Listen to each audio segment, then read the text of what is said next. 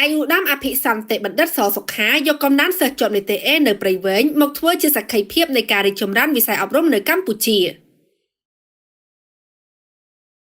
អាយុដាមអភិសន្តិបណ្ឌិតសសុខាឧបនាយករដ្ឋមន្ត្រីក្រសួងមហាផ្ទៃនិងជាប្រធានក្រុមការងាររាជរដ្ឋាភិបាលជាប់មូលដ្ឋានខេត្តព្រៃវែងបានចាត់ទុកសិស្សប្រឡងជាប់នីតិអេចំនួន10រូបនៅស្រុកបាភ្នំរួមទាំងកំណើនសិស្សជាប់នីតិអេនៅខេត្តព្រៃវែងទាំងមូលថាជាការឆ្លុះបញ្ចាំងឲ្យឃើញកាន់តែច្បាស់អំពីភាពរីកចម្រើននៃវិស័យអប់រំនៅកម្ពុជា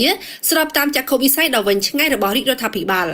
ថ្លែងក្នុងពិធីសម្ពោធឆ្លងខ្លាំងទ្វារសួនច្បាររូបសំណាកនិងសមិទ្ធផលនានានៅសាលាបឋមសិក្សាទ្រាស្ថិតនៅភូមិទ្រាឃុំឈើកាច់ស្រុកបាភ្នំខេត្តព្រៃវែងនារសៀលថ្ងៃទី18ខែតុលាឆ្នាំ2025នេះអាយុដាមអភិសន្តិបណ្ឌិតសសុខាបានចាត់ទុកសមិទ្ធផលនេះថាជាចំណែកដ៏សំខាន់មួយទៀតនៃការរីកចម្រើនវិស័យអប់រំនិងក៏ជាការបញ្ជាក់ពីសុខសន្តិភាពដែលកម្ពុជាទទួលបានដោយលំបាកបំផុតក្រោយសម័យសង្គ្រាមពលគឺចាប់តាំងពីប្រទេសមិនមានសល់អ្វីសោះរហូតបច្ចុប្បន្នមានការអភិវឌ្ឍនិងរីកចម្រើនស្ទើរគ្រប់វិស័យជាពិសេសគឺវិស័យអប់រំដែលទាមទារឲ្យមានការចូលរួមបន្តទៀតខណៈការអប់រំបណ្ដុះបណ្ដាលគ្មានទីបញ្ចប់នោះទេ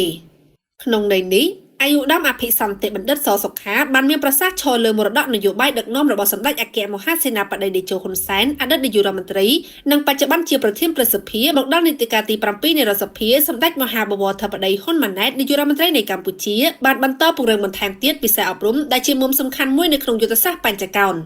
ជាក់ស្ដែងនៅឆ្នាំសិក្សា2024-2025កន្លងទៅថ្មីនេះខេត្តព្រៃវែងទាំងមូលទទួលបានចំណាត់ថ្នាក់សិស្សប្រឡងជាប់នីតិអេរហូតដល់ទៅ154នាក់ដែលជាចំនួនមួយដ៏ច្រើននិងជាក្តីមោទនភាពសម្រាប់ខេត្តព្រៃវែង